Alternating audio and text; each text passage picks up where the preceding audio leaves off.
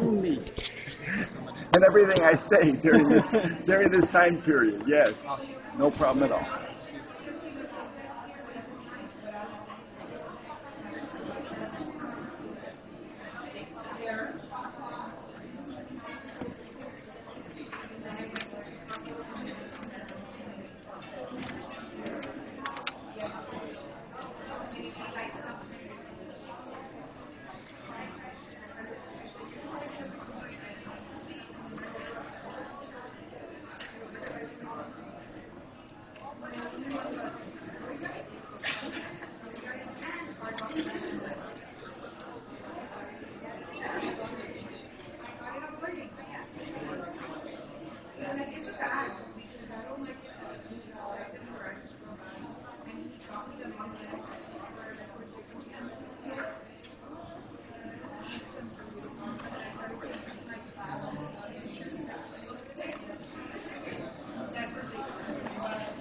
Do you have any appointments today?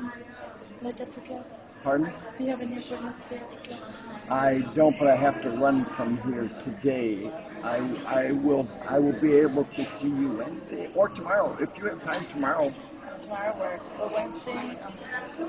Wednesday right after class. Yes. All right, meet you at my office. Are you sure? Positive. Positive. You're first on the list. Keep that in mind.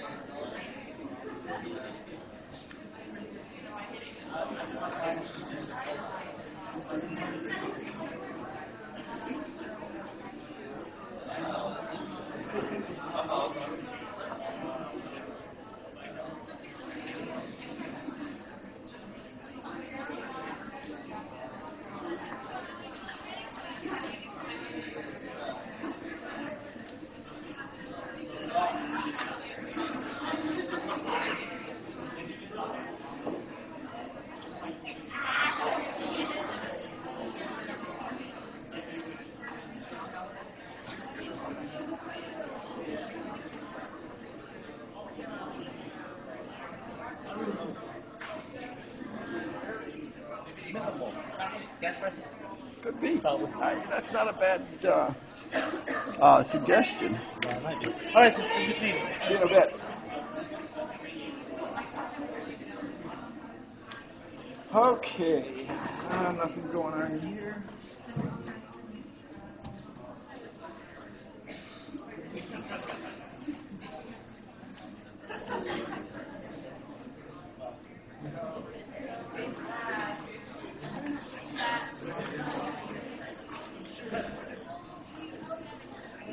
Testing. Testing. Testing. Testing. Testing.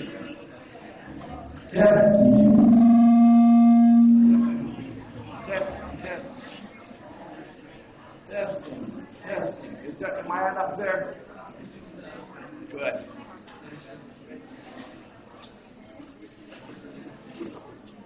All right, we're starting a bit late here. Sorry about that, but that got most of you here who had planned to be here. So I wanted to start today with a little flick, a 7-minute video that I want you to think about as I introduce you to the topic of dissociation and, all importantly, memory.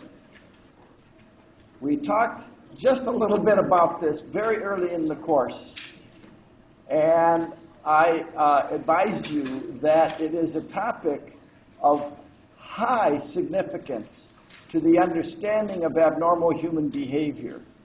And I hope, in fact, that you leave today with an entirely different view of how memory works and how reliable it actually is.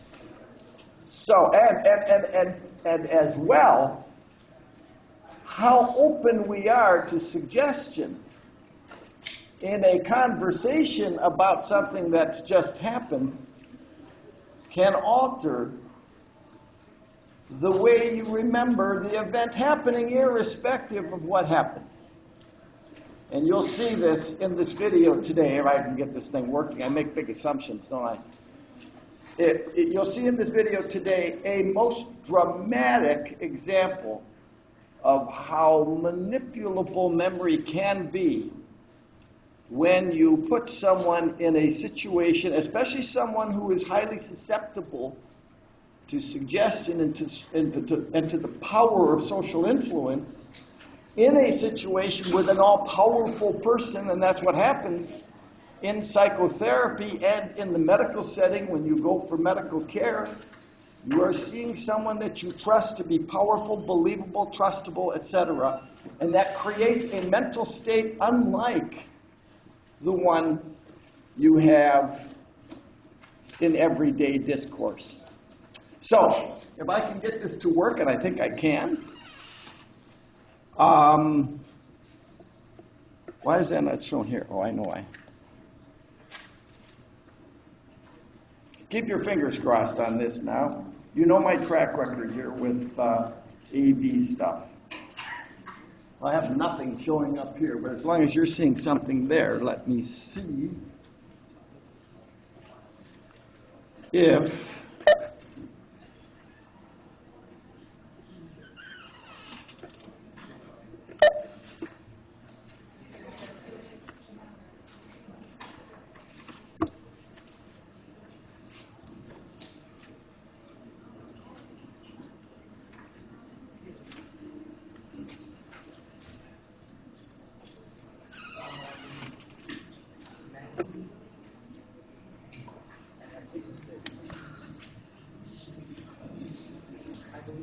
Ah.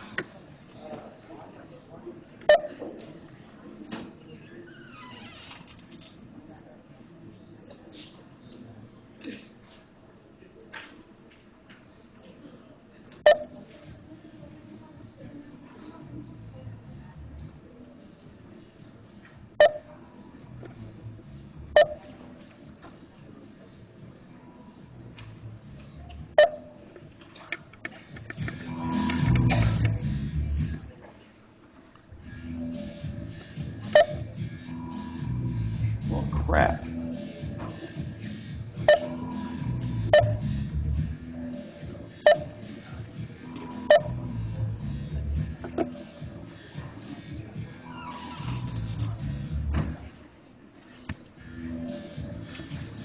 Bear with me.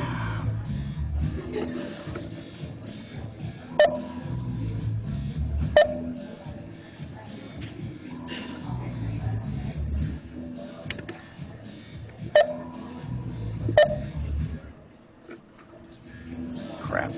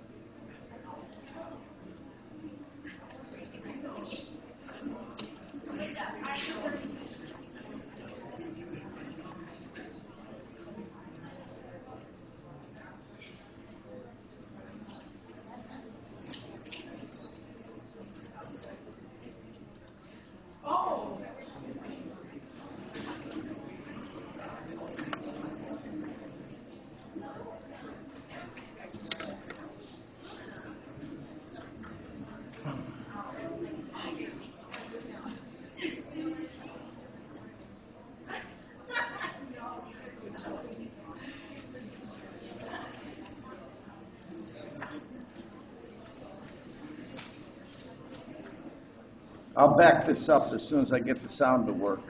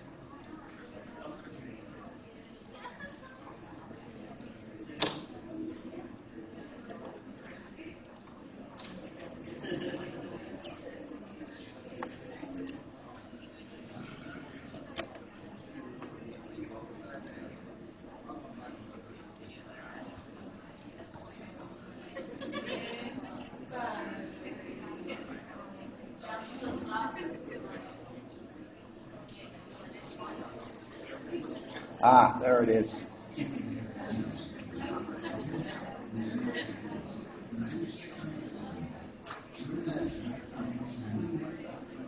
All right, I think I got this thing working actually. So listen up. 7 minutes.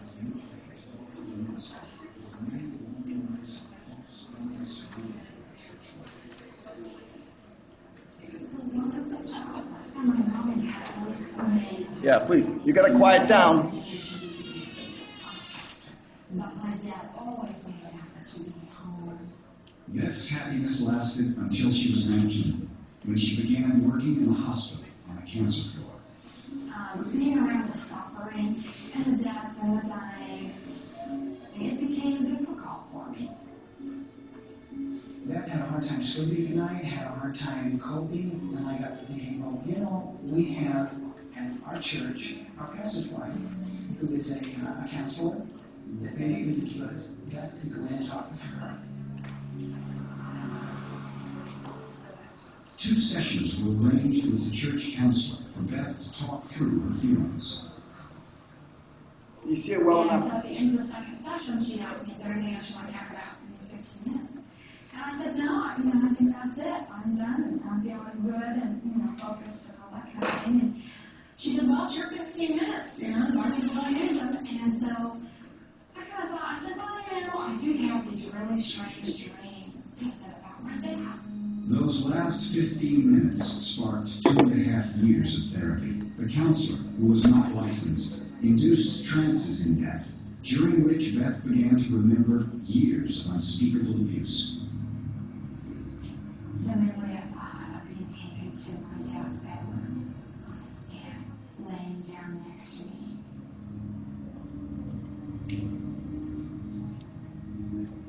The memories that came with this were so vivid and so real. You could hear the sounds, I could taste, I could smell. Beth's parents had no idea that the therapy had continued, no notion of what was happening to Beth. One day, they received a phone call asking them to come to a meeting with the church leadership. What kind of a meeting are we coming to? Is it a social? Is it business?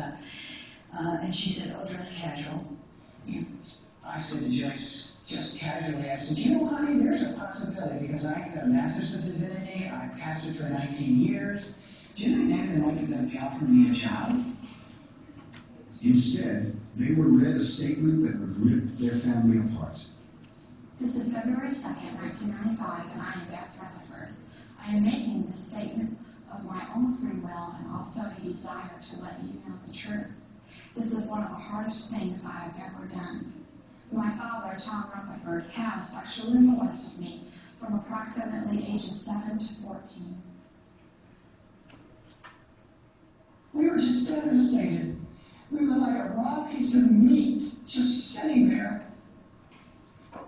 And when this whole meeting was over, I found out that if I didn't admit my guilt, that my file in its entirety would be turned over to the district attorney's office, and I was going to be prosecuted to the fullest extent of the law. And if prosecuted, I would be facing 7 years to life in prison.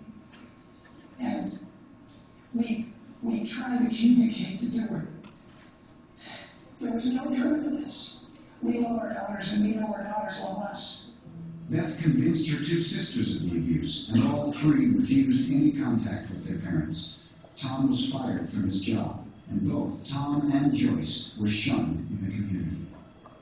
You have been so destroyed and devastated, and your reputation is gone. Obviously, my ministry is over. They removed my credentials.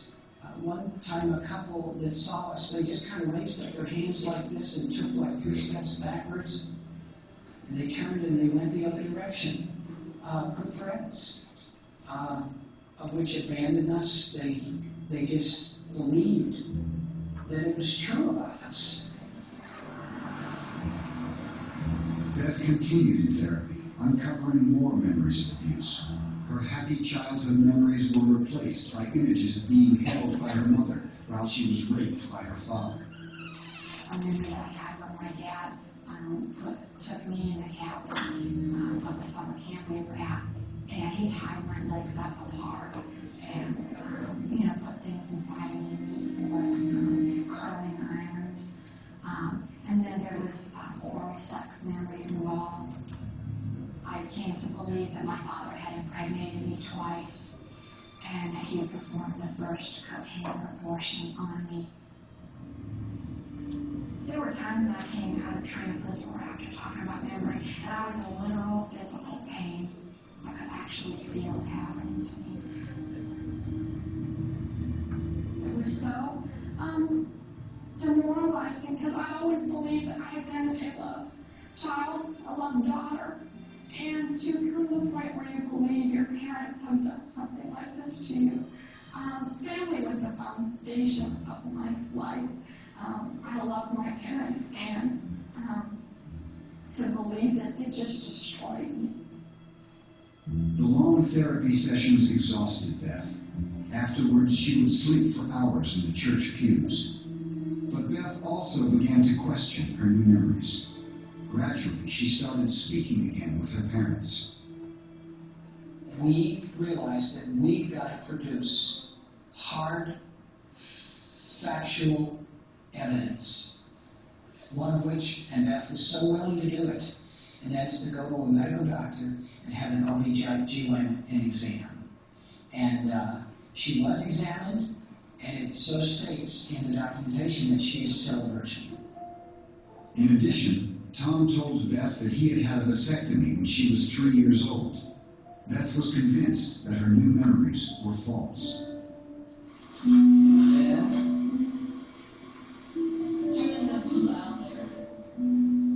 remember when I first came home, being scared a little bit.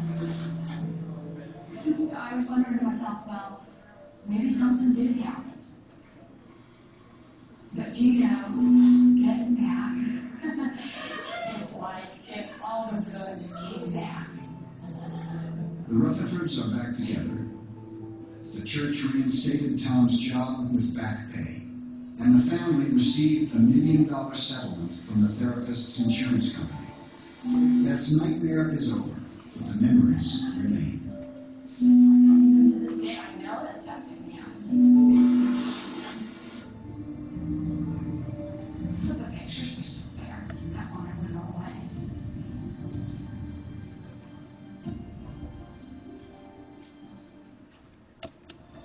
Personal stories provide insight into the... Okay, am I still on? So, all right, first and foremost, let's be real clear about this. Obviously, childhood sexual abuse does occur, and in some cases, it does occur within biological families. So let's not discount that. Right from the outset, understand childhood sexual abuse is extraordinarily frequent for females and shockingly frequent for males as well.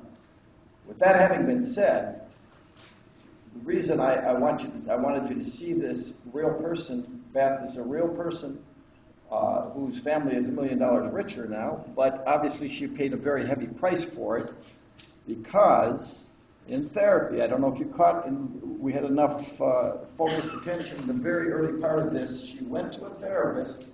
Now they pointed out the therapist was not licensed, the therapist was skilled. Why they added she was not licensed, I don't know. But in therapy, after the therapist had concluded enough had been accomplished, she obviously noticed this young lady was still a bit neurotic sounding, perhaps a little more GAD than she would like to release her to follow up with.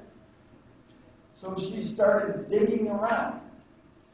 And she started digging around for repressed memories. Now, you remember what I told you about the so-called infectious disease model of understanding mental illness. In psychoanalysis and all of the psychodynamically oriented therapies derived from it, there is a very heavy weight placed on unconscious life dictating what one experiences consciously. Those things that are most painful from an unconscious or from a conscious standpoint can be quickly, before they even register fully in memory, according to theory, can be quickly repressed into the depths of the unconscious. And those who practice this brand of psychotherapy will have a tendency to think that there's something down there deep inside that needs to be tinkered with, brought to consciousness. Do you remember what I told you about how psychoanalysis achieves cure? It is the process by which the windows to the unconscious reveal things of which the patient is unaware and helps the patient bring those experiences to consciousness for their resolution. So what happened here was a very ambitious psychotherapist assumed there was still some unfinished business in therapy, started digging around and coached this very vulnerable young lady into remembering events that did not even occur. Now, to the extent that memory is that manipulable, to that extent you have your first look at what's called dissociation. For the purposes of what I have just said so far, when thinking in psychoanalytic terms, dissociation with respect to memory is often used conjointly with repression, hence repressed memories. You will remember for the rest of your life that repressed memories often are false memories. False memories brought to consciousness by someone who becomes the architect of those experiences based on their assumption that experiences of this sort must have occurred. Now, what's so interesting and why I show this to every class, abnormal psych class that I teach, what is so interesting about this particular case is that not only with, thank God, the family really did a thorough investigation in terms of the validity of these experiences and found that indeed none of them happened. But now we have a young lady who's not only suing because of the false memories that have been created, but she now gives an appearance of a diagnosis that you can now make on your own because we just covered it in the last segment of this course. And that, of course, would be what she presented with as she described to you her situation now. PTSD. Now think about how interesting this is. This young lady has symptoms of PTSD based on trauma that never occurred. Trauma that was induced by visiting so-called repressed memories that were indeed created by the therapist. Now, clarification about digging around for so-called repressed memories and how repressed memories, when found, can sometimes be false memories. I'll tell you exactly how this happened. There were a lot of statements being made by the therapist, like, and then did he do blah, blah, blah, rather than, and then what happened? Okay, do you see the difference? Those two statements may sound very inconsequentially different to you, but in therapy, they can have an enormous impact on what it is that the patient does for the therapist, brings to the situation for the therapist to satisfy the relationship issues that are occurring in therapy. Here's the take home on this piece of it. If a memory has been uncovered without any recollection of even a piece of that memory by the patient, you can bet your bank that that is a false memory. If, on the other hand, there is a poorly constructed memory that has features that don't connect, and a therapist very carefully helps reconstruct that memory, it is unlikely that it is a false memory. It is, in fact, more likely it is simply a poorly stored memory. Now, there are no guarantees that when one goes about the business of filling in the gaps of that repressed memory, that what is going to be put there actually relates to the reality of what happened. That's what makes this whole business very, very dangerous. Those of you who are Google addicts, Google false memories, and you'll find a special organization that has been created for the support of people people who have been victimized in therapy by false memory manufacturing that often have caused grounds for legal intervention, as was the case here. So, what you remember about this case is that these were false memories proven clearly not to have occurred at all. And by virtue of this occurring in the context of therapy, we have the essence of what is called iatrogenic treatment. Iatrogenic treatment is when the treatment produces the disease. And indeed, in this case, if we want to use the medical jargon at the end of this conversation, what it produced was PTSD. This young lady clearly was showing evidence still of PTSD as she described these horrific experiences with her father, even though now they have never occurred. But you see now, they are active images that were re-experienced in therapy, according to the therapist, but actually only first experienced in reality by the patient. Okay?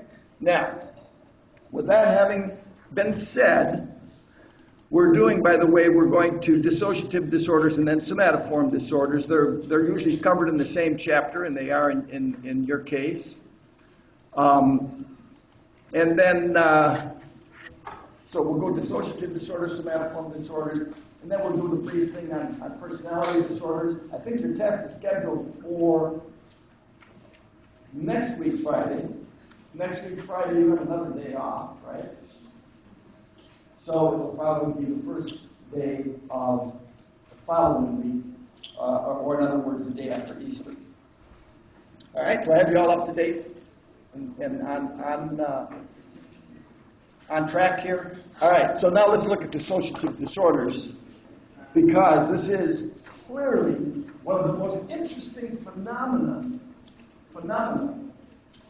that are studied by mental health scientists and practitioners, and at the same time, embedded in this concept are the most controversial disorders that depend on the notion of dissociation for their seeming reality. Now, a few introductory words about dissociation, and then I want to give you the take-home little review on memory. I've given you a little bit of this already earlier in the course, but we're going to revisit it now in a little bit more aggressive detail, because it is absolutely imperative for you to understand how delicate memory is. I may have said earlier in this course, or maybe I didn't, that when I used to teach general psychology, there's a whole chapter on memory, and I would start it with this statement: memory stinks. It's terrible. It's horribly unreliable, and it's unreliable because it is very self-serving. And that's why the conversation that led to an argument between you and your significant other ended with, "I didn't say that," or "I didn't do that." Why? Because the two people actually had exactly the same experiences, but what did they remember? They remembered, and they retrieved those memories in a very self-serving way. You're going to see exactly how that happens in a minute. But first, let's just introduce you to the notion of dissociation. Dissociation is a phenomenon, a process, a complex psychological process on the one hand, because of what it can produce, but on the other hand, a very primitive psychological concept. Primitive because children are very good at exercising dissociative processes. Now, when you think of dissociation, think of two things. Number one, what we call the stream of consciousness. Do you understand that idea, the stream of consciousness? If you think about what you're experiencing right now, my words are connecting together into sentences because you are able to take pieces of what's happening now and connecting it to what happened only moments, fractions of a second ago, and you make continuity about it. And that continuity is your stream of consciousness. But now and then, because you had such a good spring break, your consciousness is interrupted by that terrific experience you had on that particular day or night, and then you come back to that other stream of consciousness. So you see how this is like a river with tributaries that take you wherever you want to go. But for the most part, when your attention is riveted, that stream of consciousness is a single river. And that stream of consciousness is providing you with the opportunity, key word, opportunity to form memories. My wildest fantasy at my age is that the memories you are forming as we speak are the ones that you will have to regurgitate at the next test, or test 2.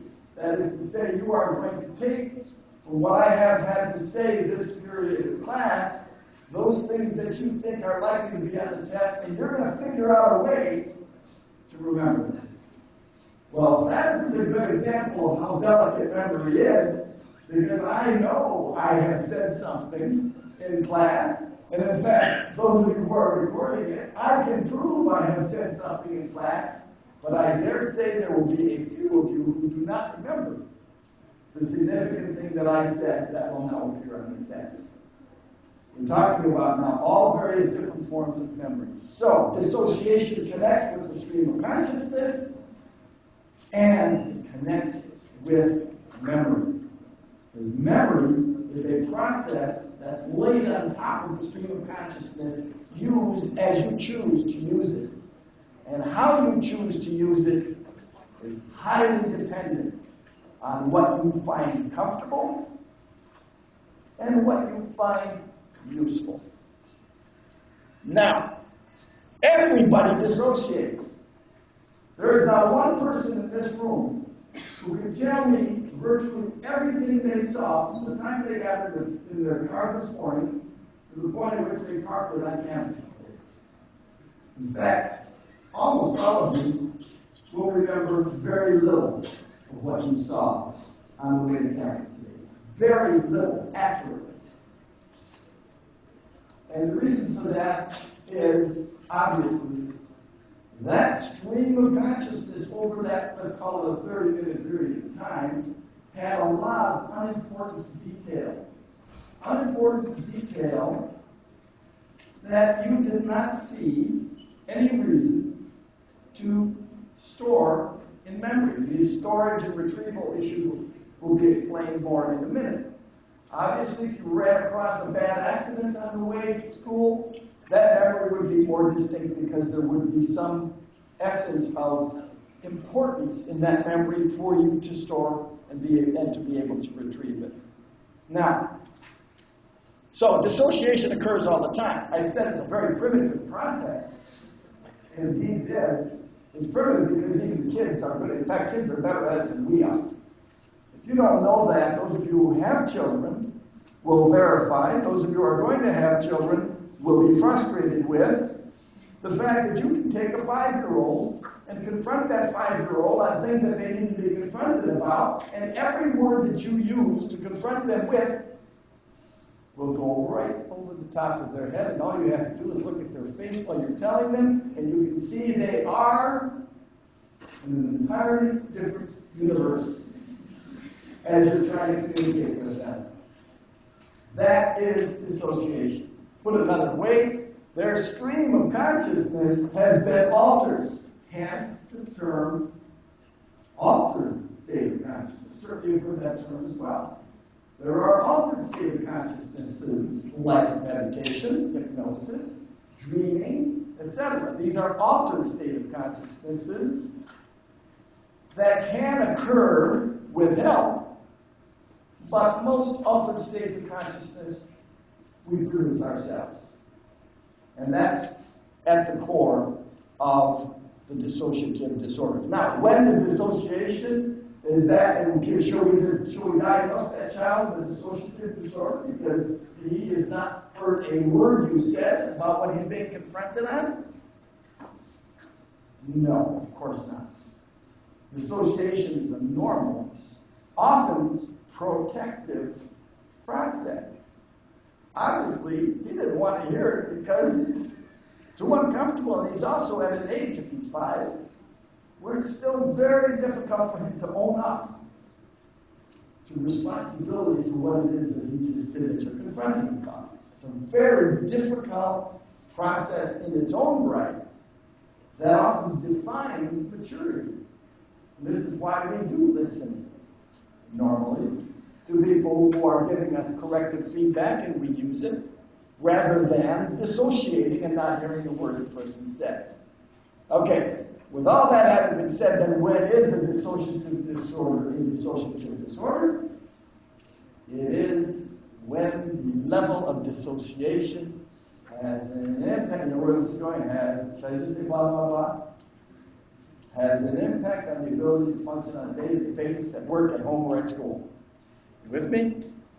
So in other words, the dissociative process must disrupt your ability to function. And if that isn't enough, then perhaps it must cause a great deal of distress, as you are going to see in the case that I'm going to describe to you that I saw, who stepped right out of a textbook and into my office with depersonalization disorder. So we'll come back to that probably not until Wednesday. But let's finish understanding memory. All right. Clinically significant is another term for having an impact on the ability to function on a day-to-day basis at home, at work, or at school. You, the clinician, will make that judgment. Involving a disruption of these normally integrated functions, consciousness, memory, even identity. You're going to see how one of these dissociative disorders has a marked impact, 2 of them actually, has a marked impact on identity, on who it is that one describes oneself as, or perception of the environment. Now, most commonly, it's connected to trauma, and the people most likely to develop a truly impairing level of dissociative disorder tend to have attachment issues. And if you think about it, early childhood trauma is often associated with poor attachment, or, if you will, clinically significant attachment issues. Often comorbid with PTSD, somatoform disorders, we'll talk about that more in the next segment. And the term, again, I've said this before, it is associated, dissociation, repression are similar processes. 2 words of the same thing for the most part. Repression, on the other hand, though, has this whole psychoanalytic theoretical baggage that it carries with it about the nature of psychopathology. You remember that? And that festering, underlying, infectious disease that's at the depths of the unconscious, and if it's not retrieved and dealt with, blah, blah, blah. You know that whole sermon already. Okay, we must visit this, and we'll wind it down with this, given the interest of time. These are the fundamental processes that we know about memory. This stuff is pretty rock solid. We know, and there's memory researchers, some of you have already participated in research around memory, that this is pretty much the way it works. We have sensory memory, short-term memory, and long-term memory. Sensory memory, for the most part, has to do with what we see and what we hear. And it has a very short life. You can see iconic or visual sensory memory has a very short duration. Echoic or auditory auditory sensory memory has a slightly longer but still a very short life. And it is the process by which you connect the images you are having at this moment. This is really, you realize your brain is taking very fast pictures and sampling the environment visually across time and is creating the appearance of continuity,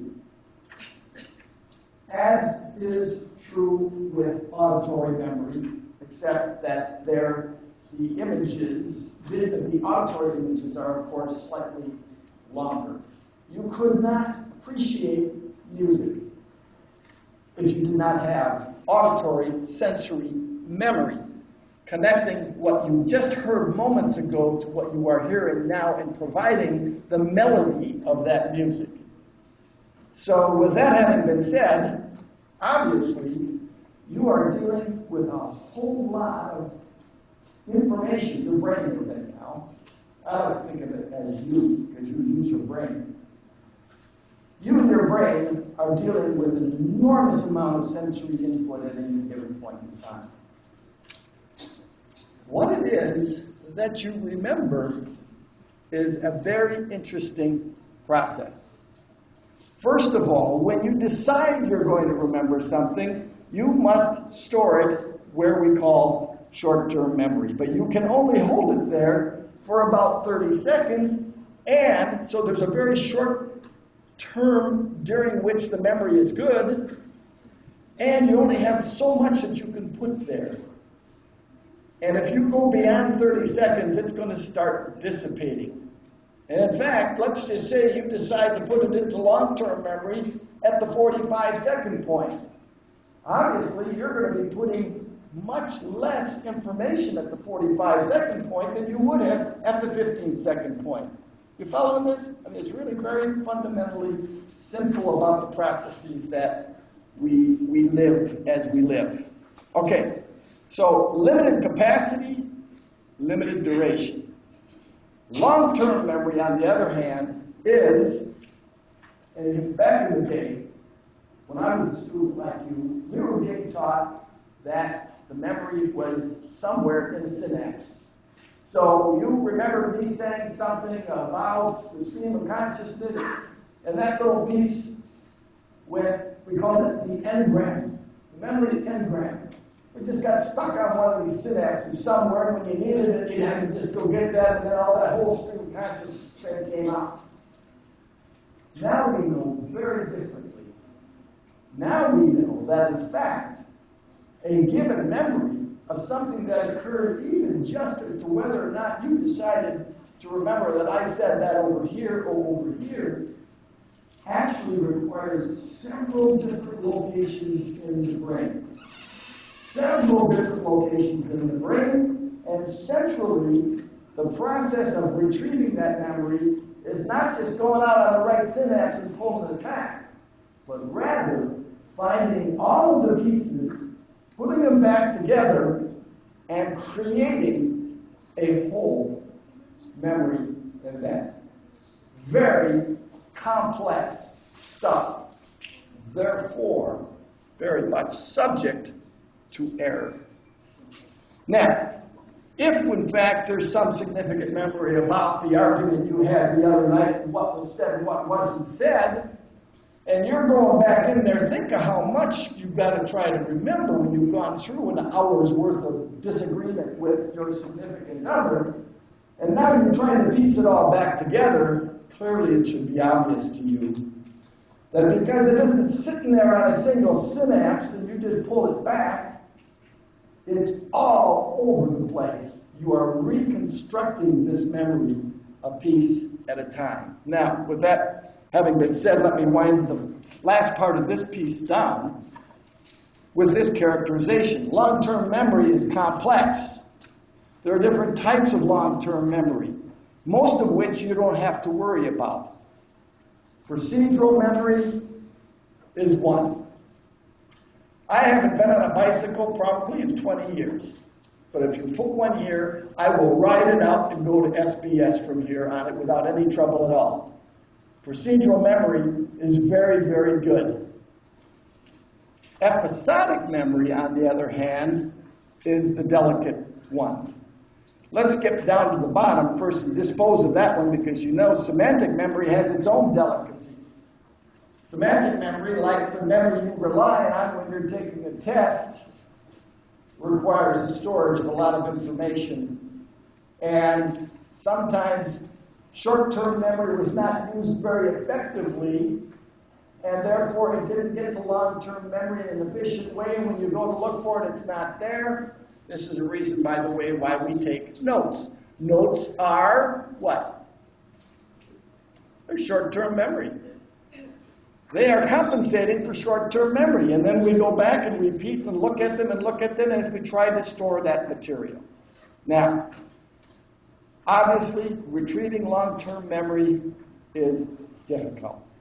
There is a storage problem, because that's part of the process, and then there's a retrieval problem. Now, every time you retrieve a memory, you're having to go back and reintegrate all of these pieces. And if you remember a piece of it wrong, and now the conversation is over and it's back where it was, you have just altered that memory based on your retrieval of it in a way that served the purposes at that time. So each time you retrieve the memory, you might even change the memory. And if you do, it's likely to change to the benefit of you. And that would explain why you remember very precisely saying this, and your significant other remembers you precisely saying that. All right. Here is the critical take-home for what you remember about long-term memory that connects with the dissociative disorders. The process of autobiographical episodic memory is that special kind of episodic memory in which you simply remember everything you've done in your life. Now, is there anyone, you don't have to show hands, there's no one in this room that remembers everything they've done in their life. Even as short as your lives have been, there is no one who can tell me they remember everything that happened in their entire lives. They remember selectively what they have stored and are able to retrieve. And we call that the retrieval of those experiences of life autobiographical memory. At about age 3.5, another process happens that's very important, and I met David Gordon. I went over this earlier as well. Let's do it again. If a 3-year-old is put in front of a mirror, and you wipe lipstick on their cheek like this, and show them, the 3-year-old is likely to go, look at that person that has this. If that person, if that child is 3.5, and there are some margin of error here. If the person is 3.5, you wipe the lipstick on their face, they look in the mirror, and they do this. Now, what's significant about that? It tells us that in the 3rd year of life, what emerges is the self and the identity. There's a point at which the person in the mirror becomes you. And at that point, picture that as a magnet. At that point, what gets stuck onto that is autobiographical memory. All the experiences that you had in your life, especially the most significant ones, attach to your identity, and that becomes you, the self. Think of who you would be if you had no recollection of anything that's happened to you up to right now. Think about that. Who would you be? Scary, isn't it? Without that autobiographical memory, you are nobody. Your existence as a person is zero. So, it is there that we will start on Wednesday to see how that goes wrong, and when it goes wrong, how it can develop into a disorder.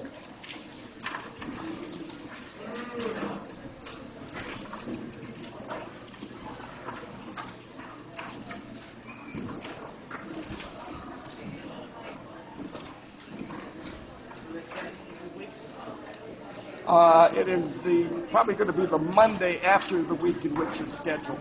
Okay. So yeah, you got to check the syllabus. I think that's like 2 weeks from Monday. I need you to sign this We and did to signature? scan my grades. Yeah. What is that for? Is this for I'm just going athletics? Yeah. Okay. Tell me what to do here so I can help you out. If you receive the chat form, Oh yes, right. So I just checked these. Well, there aren't any missing. I'll just put not applicable here so you don't get. And then like an estimate of like our grade. How'd you guys do in the test? I got an 84. Okay, so you're both right in that B range, so we're going to do a B for now, okay? Instructor comments for performance.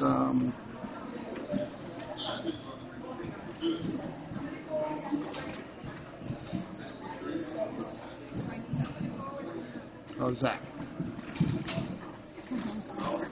And then yours is pretty much the same, right? Yeah. Attendance, yes. Oh, that's what they mean by that. It's the same. I'm just going to put not applicable. And we'll just put B, more tests. Is that good enough for what you need? Okay.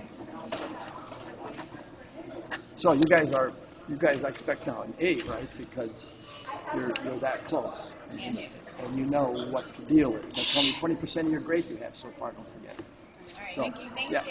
good luck. Can I give you this already, or just If you could please save that, I'm going to collect them the last day of class. That way, if you lose them, it's less disastrous than if I lose one. Okay?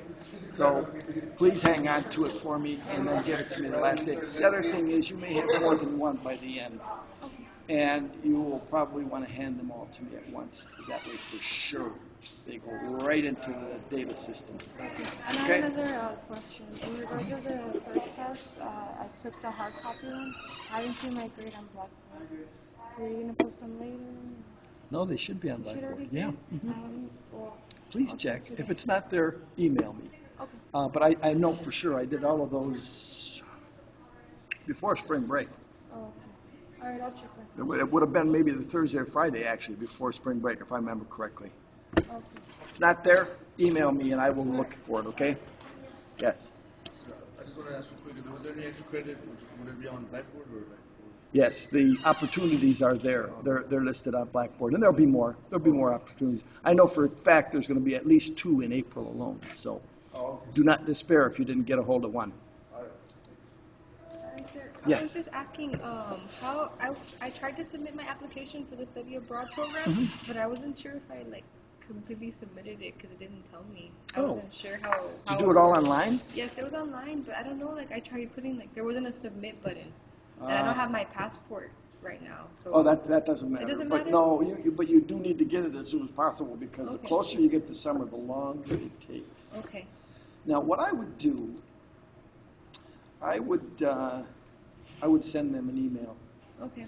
Or if you're in the neighborhood, you could even go over there and check to make sure that they have it. Okay. And tell them you talked to me, so I'm counting you as one of the applicants. So that if it's past the deadline, don't worry about it. Okay. We got you covered, all right? Okay. Thank you. Where is So- the building? You know, they changed their offices. They're over, you know where that school is, right over by ROTC? Mhm. That school, at the very end of that school, is their offices. Okay. They're right next door to the honors program there. Okay, Okay? I'll stop by. So yeah, I would keep after it though, because you don't want to go past the deadline. In fact, we're going to have a meeting soon Okay. because Icelandair is looking for closure on how many people are going in, how many seats we have to reserve for them. So, okay? Thank you. Sure, hon. Take care.